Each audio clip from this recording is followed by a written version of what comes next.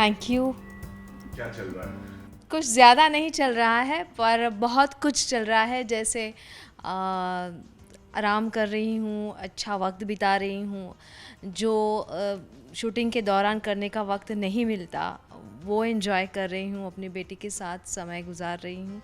और बहुत सारी चीज़ें जो कर नहीं पाती वो इत्मीनान से कर रही हूँ। पलट कर देखती हैं जब अपने आप को, 2004 से स्टार्ट हुआ था जी। पहली बार वो ऑडिशन, लाइट कैमरा एक्शन, जी। कुछ याद करना चाहेंगे? बहुत ही सुहाना सफ़र और बहुत उतार चढ़ाव भी थे। ज़्यादातर इतनी मतलब खुशी मिली है मुझे इस सफ़र के दौरान। हार्ड वर्क बहुत था। जैसे ज़ीरो से शुरुआत हो गई थी मेरी। और लेकिन मैं बहुत खुशनसीब मानती हूँ अपने आप को, क्योंकि मैंने जब 2004 में शुरुआत की थी सात फेरे में, तो जिस तरह का वेलकम मुझे मिला इस इंडस्ट्री से और सारे लोगों से, मैं समझती हूँ कि मैं बहुत खुश नसीब हूँ। लोगों ने बहुत सराहा, तो इसलिए ये हार्ड वर्क मुझे लगता है बहुत ही आसान हो गया मेरे लिए, क्योंकि जो अप्रिसिएशन और जो प्यार मुझे मिला है। हालांकि उस दौरान मतलब 2004 और 2005 में डेली सोप का जो माहौल था वो तो मतलब कोई कंट्रोल नहीं था। 24-24 घंटे हम लोग काम करते थे। घर जाने का वक्त नहीं मिलता था, लोगों से मिलने का वक्त नहीं मिलता था। लेकिन इट वाज वर्थ मेरे लिए तो, क्योंकि सात फेरे ने मुझे बहुत कुछ दिया है। मुझे याद है कि जब मैं ट्रेन से ट्रैवल करती थी तब और लोकेशन जाती थी, मतलब टाइम पे पहुंचना और आने का कोई टाइम नहीं था। बारिश हो या कुछ भी हो, टाइम पे तो आपके कॉल टाइम पे आपको पहुंचना है, साइन तो करनी है। तो ये बहुत भाग दौड़ होती थी, खाने पीने का ठिकाना नहीं रहता था, और आपकी सेहत या जो भी आपको जब क्या कहते हैं आप बहुत मेंटेन करते हो, जिम जाते हो, उस वक्त ये सोचने का भी वक्त नहीं था। पर बहुत मेरी ये जर्नी मैंने बहुत एंजॉय की, क्योंकि मुझे बहुत मिला है। आज भी जब लोग मुझे राजश्री सलोनी के नाम से जानते हैं तो खुशी होती है कि एक किरदार जिसके लिए आपने इतनी मेहनत की है आज आपकी पहचान बन गई। वही हार्ड वर्क है। और मुझे लगता है कि जो भी हमारे क्रिएटर्स हैं, मेरे सारे जो भी मेरी पहली सीरियल में सारे जो लोग मुझे मिले, बहुत अच्छे लोग मिले। सच कहूँ तो मैंने कभी सोचा नहीं था कि मुझे एक्ट्रेस बनना है। मैं जी न्यूज़ में काम करती थी तब एज न्यूज़ रिपोर्टर और न्यूज़ एंकर। मतलब शौकिया एक्टिंग तो चलती थी, पर कभी एक्टर बनने का मैंने सोचा नहीं था, क्योंकि जैसे हम महाराष्ट्रियन फैमिली से बिलोंग करती हूँ, तो मतलब एक बैंक की जॉब करो, एक सिक्योर जॉब करो, अच्छा एजुकेशन ले लो, यही बहुत लिमिटेशंस थी। और तब भी मैं छुप छुप के रिहर्सल पे जाती थी जब मैं प्ले करती थी, स्टेज करती थी तब। तो ऐसा कोई मतलब था ही नहीं कि मुझे एक्ट्रेस बनना है। बट लकीली जब मैं काम कर मैंने एक इंडो फ्रेंच फिल्म की थी, और बस मैं करके भूल भी गई थी। और उसके बाद वो इंडो फ्रेंच फिल्म देख के मुझे कॉल आया था सात फेरे के जो राइटर हैं पूर्णेंदु शेखर, उनका। और मुझे याद है जब तब मैं जी न्यूज़ में मेरा एक मुझे एक प्रोजेक्ट दिया गया था, और मैं वो रील मतलब उसे कैप्सूल कहते हैं, तो वो बना रही थी। और उसमें फ़ोन आया था कि आप ज़रा ऑडिशन के लिए आओ। और मैंने मना कर दिया, नहीं नहीं, मैं अभी ऑफिस में काम कर रही हूँ तो मैं नहीं आ सकती, और मुझे यहाँ से दहीसर, मैं I used to stay in Dahisar, तो चिंचपोकली से दहीसर जाना है, मैं ऑडिशन के लिए नहीं आ सकती। तो उन्होंने कहा कि नहीं नहीं, आप एक बार आ जाइए, हम आपको स्टेशन, मुझे एक तो मुझे पता नहीं है साकिना का कहाँ है और उन्होंने कहा नहीं नहीं, हम स्टेशन लेने आते हैं, आप आ जाओ। और फिर वो जो मैं गई और फिर ऑडिशन दे दिया मैंने। और उसके बाद मुझे 2 दिन के बाद उन्होंने बोला कि आपका सिलेक्शन हो गया है। फिर भी मुझे वो सिंक इन नहीं हुआ था कि सिलेक्शन हुआ है मतलब क्या, मतलब किस, मतलब वो मुझे कैनवास ही पता नहीं था। एंड आई वॉज कि हाँ, अभी कल जाके वापस ऑफिस जाना है, फिर ये न्यूज़ बनानी है, और ये बस मेरा दिमाग वहीं पे। और फिर बाद में वापस मुझे ऑफिस बुलाया गया, तब मुझे बोला गया कि राजश्री आप एक लीड कर रही हो रोल। मुझे लगता है कि बहुत मैं समाधानी हूँ अपनी जर्नी को लेकर, लेकिन एक एक्टर होता है जो कभी भी कंटेंट नहीं होता है, उसे बहुत कुछ करने की चाह होता है। तो मुझे भी ऐसा लगता है कि कई सारी चीज़ें मैं कर सकती थी, जैसे बहुत सारे शोज़ मुझे आए जो मैंने मना कर दिए। तो लगता है कि अगर वो करती तो अच्छा होता, पर फिर भी जो भी आज तक जो भी मैंने किया है, जैसे सात फेरे हुआ या महाराणा प्रताप हुआ, इस बात की खुशी है जो भी थोड़ा काम मैंने किया, या शादी मुबारक अभी हाल ही में अपनापन किया, तो मुझे लगता है बहुत थोड़ा काम किया है मैंने, पर जो भी थोड़ा काम किया वो सारा लोगों को पसंद आया। तो ये इस बात की खुशी है, पर मुझे ऐसा लगता है कि इस समय में और बहुत कुछ कर सकती थी मैं, तो मैंने बहुत ही अपना टाइम लिया, मुझे ऐसा लगता है। बट इट्स ओके, जो भी आपकी डेस्टिनी है वो तो होता ही है। और खुशी है कि मैं अपने हिसाब से काम कर पाई आज, कि अपने टर्म्स पे काम कर पाई और लोगों को अच्छा दे पाए। आई थिंक मुझे ऐसा लगता है कि अपने टर्म्स पे काम कर पाना ये भी बहुत बड़ी अचीवमेंट है, क्योंकि खुद का सेटिस्फेक्शन अगर आपको हो तो आप वो काम बहुत अच्छे से कर पाते हो, और अगर आप अपनी खुशी से और अपने आनंद से काम करते हो तो वो काम लोगों तक पहुंचता ही है। मैं कहूँगी कि ये आपने बात सही कही कि जब सीरियल ऑन एयर होती है तो लोग याद रखते हैं, और बाद में जब सीरियल ऑफ एयर हो जाती है तो लोग पहचानते नहीं हैं। लोगों के मामले में मैं कहती हूँ कि मैं बहुत खुशनसीब हूँ कि आज भी लोग राजश्री नहीं सलोनी ही जानते हैं। अभी भी मैं अगर बाहर जाऊँ तो अरे सलोनी, और भूले नहीं हैं, क्योंकि ये सीरियल का इम्पैक्ट है, ये एक कैरेक्टर का इम्पैक्ट है कि आज भी लोग, मतलब तब जो छोटे बच्चे थे आज बड़े हो गए, तो आज मैं जब इंस्टाग्राम पे मुझे मैसेजेस आते हैं कि हम बहुत मतलब छोटे थे और तब से आपको याद करते हैं और आज भी आपके अपनापन सीरियल देखते हैं।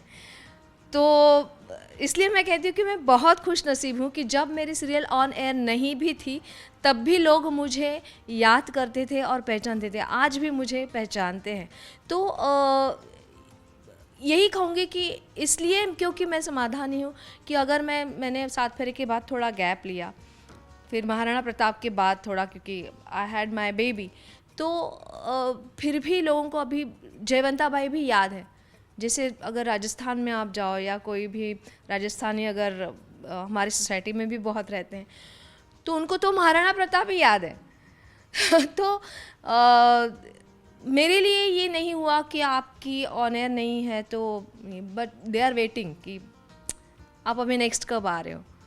सो मुझे लगता है कि अगर अच्छा काम हो ना तो लोग भूलते नहीं हैं, याद रखते हैं, चाहे आप सामने हो या क्योंकि वो ना उनके दिमाग में, उनके जहन में उतरता है, और ये आपके काम की सच्चाई है, मुझे ऐसा लगता है। काम करने के लिए मुझे लगता है कि कैरेक्टर इम्पॉर्टेंट होना बहुत ज़रूरी है। इम्पॉर्टेंट मतलब इस मायने में कि मुझे कुछ करने को उसमें मिलेगा, या मैं परफॉर्म अच्छे से कर पाऊँगी। वो कैरेक्टर एलैबोरेट होना बहुत ज़रूरी है और उसकी अहमियत स्टोरी में होना ज़रूरी है।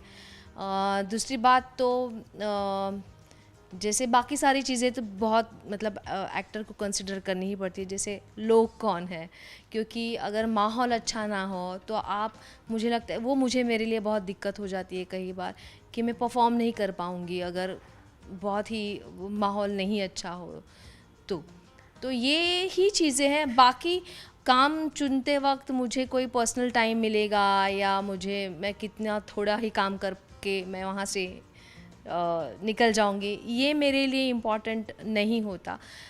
काम कंप्लीट होना और वो अच्छे से कंप्लीट होना, ये मेरे लिए बहुत ज़रूरी है। और बेसिकली वो कहानी अच्छी होनी चाहिए, किरदार अच्छा होना चाहिए बस, और वो लोगों को पसंद आना चाहिए।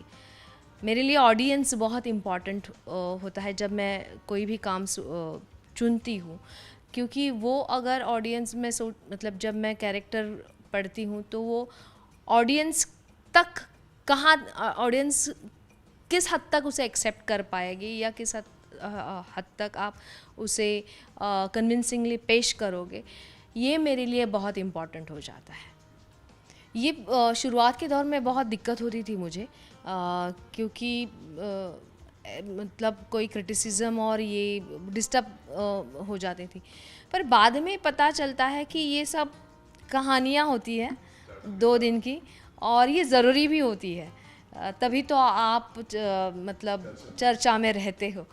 तो it's a part and parcel of this profession which you have to accept, और आप जितनी स्पोर्टिंगली ले लो उतना ही अच्छा है। और अब तो इट इज़ वेरी कॉमन, मतलब इंस्टाग्राम, फेसबुक, ये सारी चीज़ें तो इसी के लिए हैं कि आपकी कई बार सराहना होती है और दूसरा मैसेज आता है आपकी क्रिटिसिज्म का। तो ये आपका अभी ये डेली नेचर ही बन चुका है, तो आपको ये एक्सेप्ट करना है, ये आपका प्रोफेशन ही है, और आप, मुझे लगता है, खुशी से और स्पोर्टिंगली ले लो। और अगर क्रिटिसिज्म हो रही है तो उसमें हमें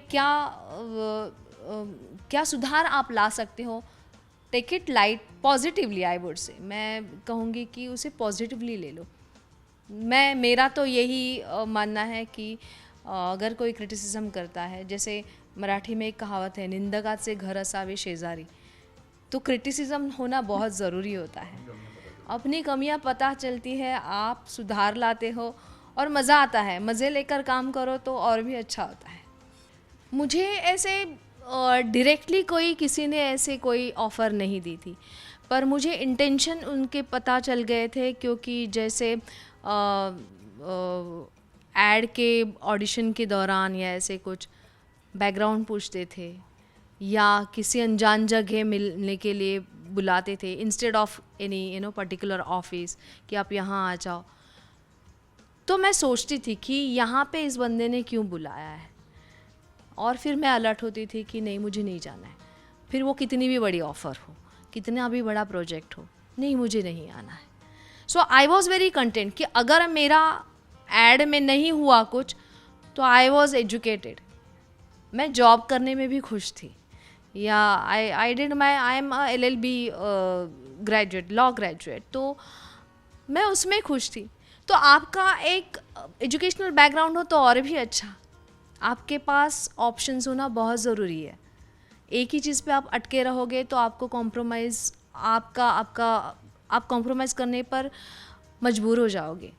ये मत करो, आपके ऑप्शंस खुले रखो। I come from a very traditional background. मैं बहुत I am not that modern कि ये सब करके आप फेम पाओगे, और मुझे समझ में नहीं आ रहा है उसमें, मतलब क्या अचीवमेंट हो सकती है ऐसा सब करके। आप दूसरा कुछ करके या अपनी अदाकारी दिखा के या फेम पा सकते हो, कुछ अच्छे विचार लोगों को दे के, लोगों को अच्छा दो, आप फेमस हो जाओगे। मुझे ऐसा लगता है। इसमें क्या अच्छा दे रहे हो आप? शूटिंग के दौरान बहुत दिक्कत होती है दोनों संभालना, but balancing things is always possible when you have a family support.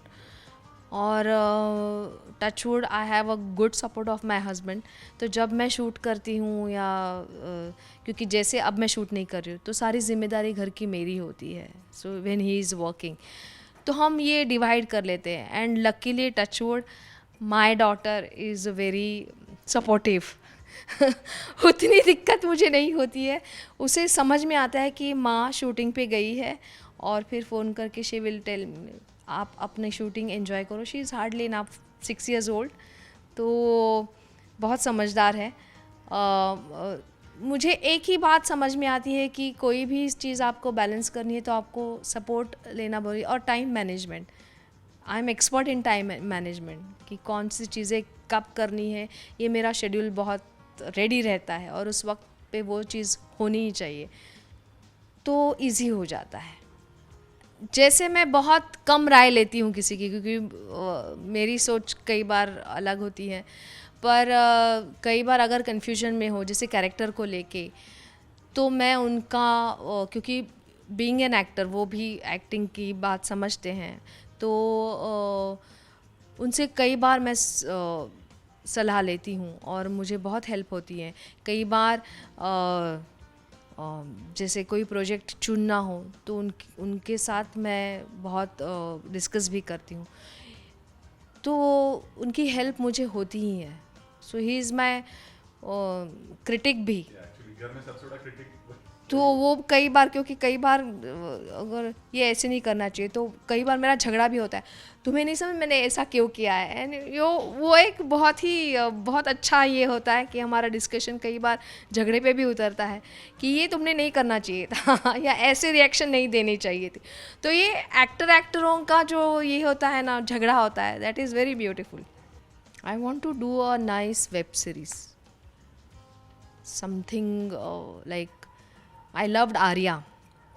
बहुत ही मतलब मेरा इतना इम्पैक्ट हो गया है मुझे, ब्यूटीफुली मेड, ब्यूटीफुली डायरेक्टेड, आहा। तो ऐसा कुछ करना चाहती हूँ मैं अब, समथिंग सम स्ट्रॉन्ग कैरेक्टर, क्योंकि बहुत ही सॉफ्ट कैरेक्टर्स हो गए, सलोनी हो गए या पर अभी कुछ ऐसा मतलब स्ट्रॉन्ग करना चाहती हूँ। जैसे महाराणा प्रताप में मैंने महाराणा प्रताप की माँ का रोल किया था, तब तो मैं माँ एक्चुअली नहीं बनी थी, पर उसके बाद सारे माँ के ही मुझे रोल आने लगे। आपने तो माँ किया है ना, तो इसके माँ के बाल शिवा के माँ का रोल है, या सारे माँ के ही रोल आते थे। पर मैंने तब इसलिए मैंने मना कर दिया था, and that's why I took a long break, क्योंकि सारे माँ